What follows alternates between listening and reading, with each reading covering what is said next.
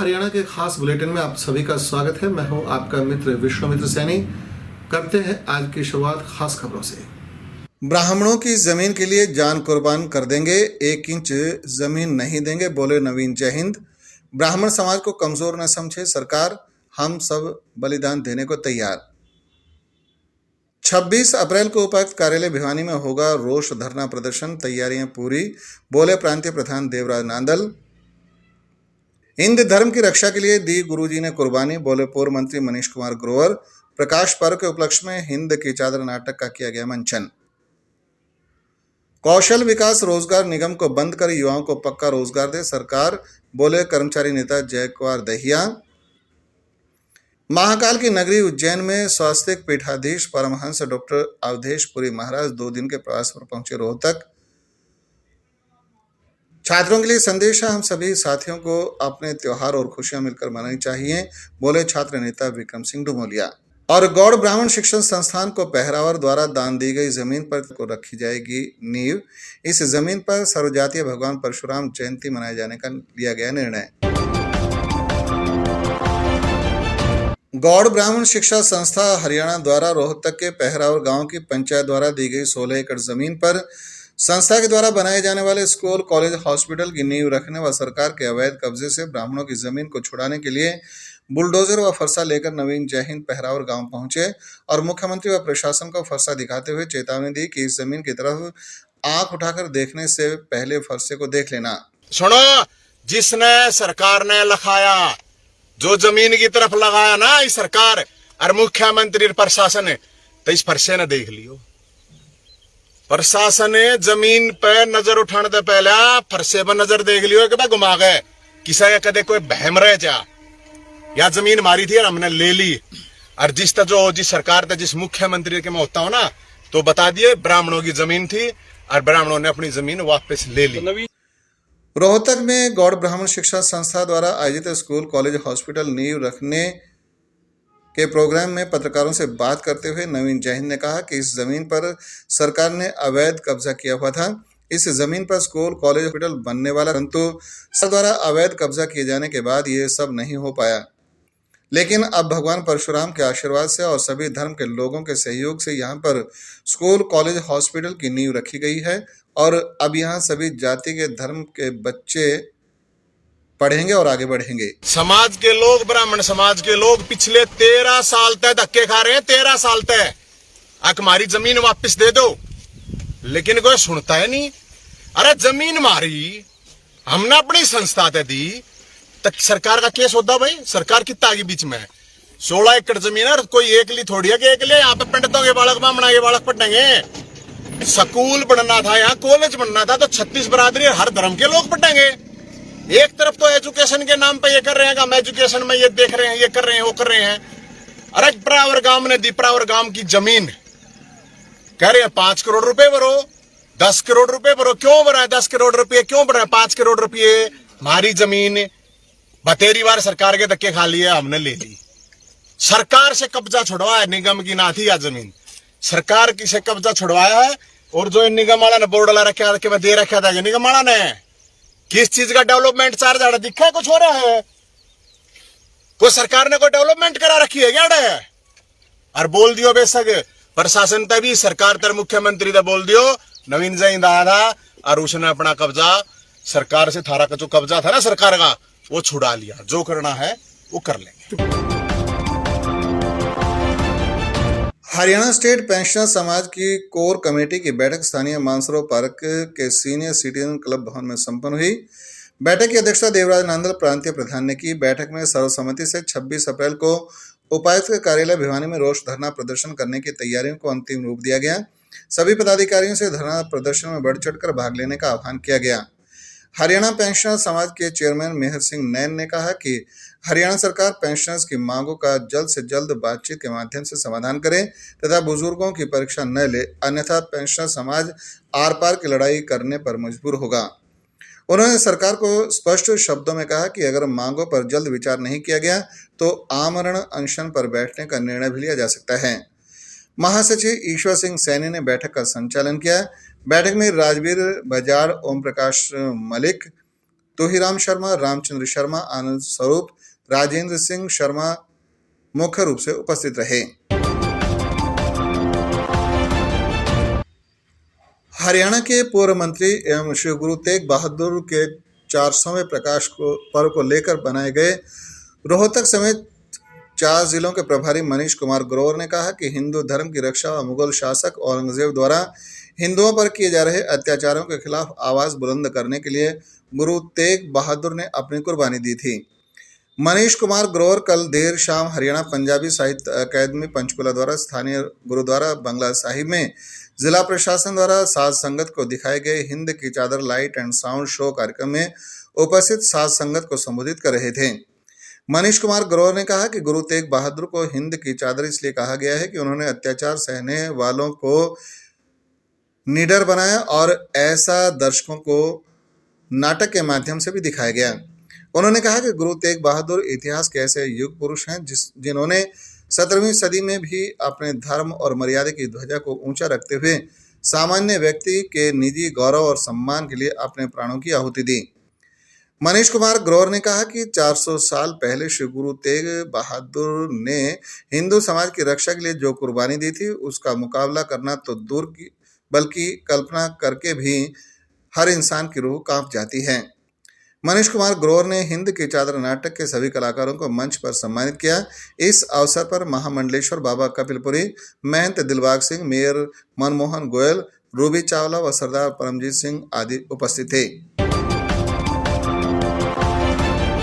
सर्व कर्मचारी संघ हरियाणा द्वारा लंबे समय से मांग की जा रही है कि सभी सरकारी विभागों में लाखों लाख पड़े खाली पदों पर पक्का रोजगार देकर युवाओं को नौकरी का प्रबंध किया जाए।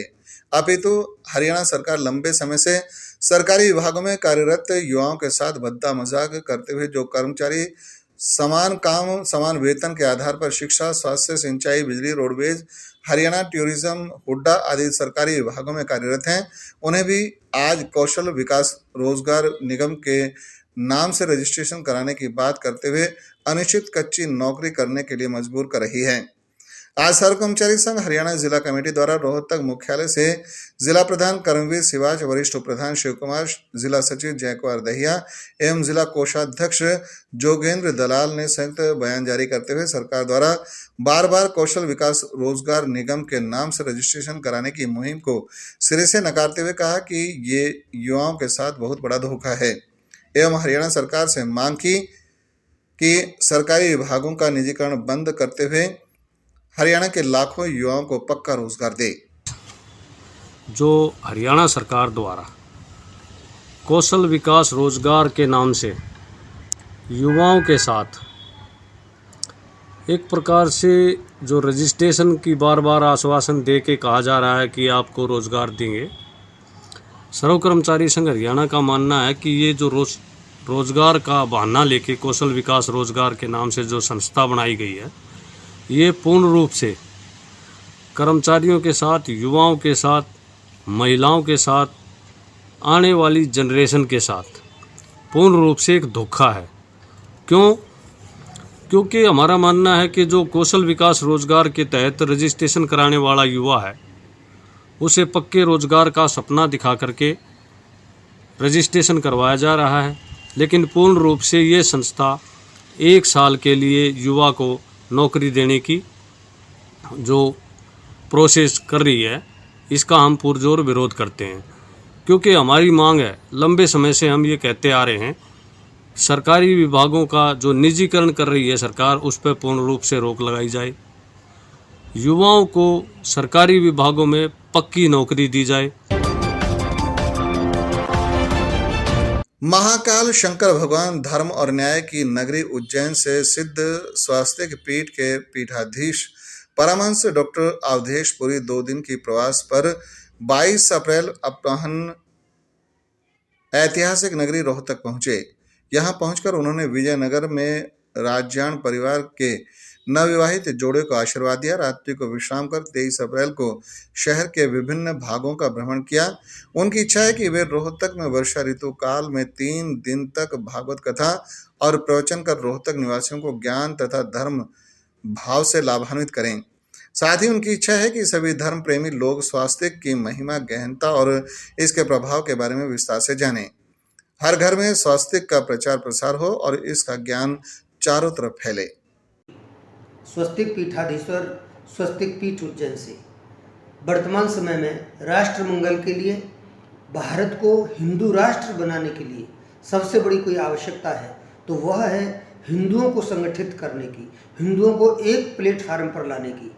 तो हिंदुओं को एक प्लेटफार्म पर लाने के लिए, हिंदुओं के अंदर सामाजिक और सांप्रदायिक सौहार्द बनाने के लिए, एक समरसता की भावना पैदा करने के लिए हम जल्दी ही आपके यहाँ रोहतक, हरियाणा में एक स्वास्तिक समरसता यज्ञ का आयोजन करने जा रहे हैं। स्वास्तिक सनातन संस्कृति का ऐसा एक मांगलिक प्रतीक है, शुभ प्रतीक है, जिससे हम समूची मानवता का मंगल कर सकते हैं।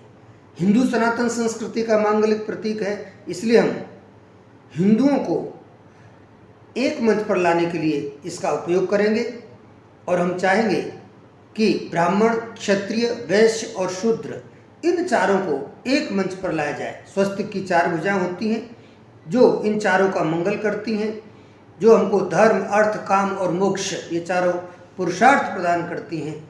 तो ऐसे स्वस्तिक के माध्यम से, इस मांगलिक शुभ प्रतीक के माध्यम से हम इस राष्ट्र का मंगल करने के लिए संकल्प ले चुके हैं। इसलिए अब हम चाहते हैं कि जल्दी ही हम इस आयोजन को लेकर के आए यहाँ हरियाणा में और समस्त हिंदुओं को जोड़ें।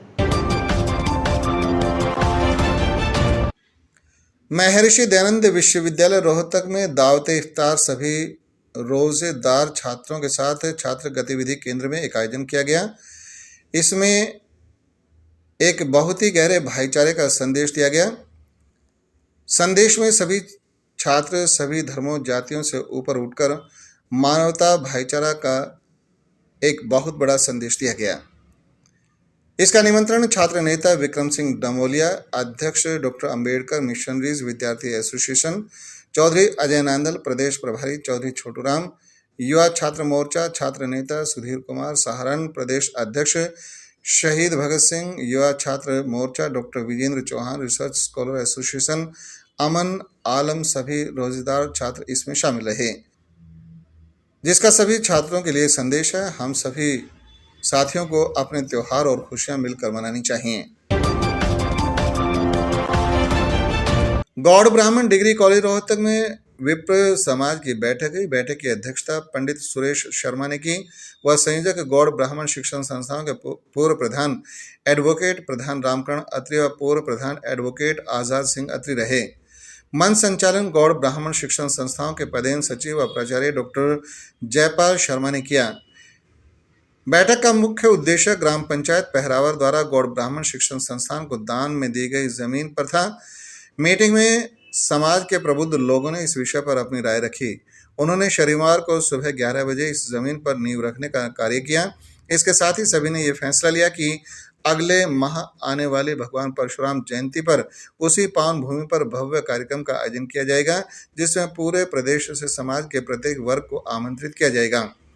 पंडित सुरेश शर्मा ने कहा कि पहरावर जमीन पर शैक्षणिक इमारत स्थापित करने के लिए वह हर वर्ग के प्रत्येक व्यक्ति की मदद लेंगे, ताकि पूरे समाज के व्यक्तियों की आहुति इस भवन रूपी हवन में डालकर वे गौरव महसूस करें। सर्वांगभूषावृतं नीलास्मद्युतिमास्यपाददशिकां सेवे महाकालिकां यामस्वस्वविदेहरं कमलजो हन्तुं मधुं कैरवं चतुष्षष्टियुग्ने हनुम चतुष्षष्टियुग्ने प्रियन्तां नमः। ॐ आत्मा त्वं गिरिजामति सहचरा प्राणशरीरं गृहं पूजा ते विषयोपभोगरचना निद्रा समाधिस्थिति संचार पदयोत्प्रदक्षिणविधिं स्तोत्राणि सर्वागिरो यद्यत् कर्म करोमि तत्तदखिलं शम्भो तवाराधनं शम्भो तवाराधनं। इसके साथ ही आज का ये समाचारों का अंक यहीं पर समाप्त होता है। अगले समाचार बुलेटिन में आपसे फिर मुलाकात होगी।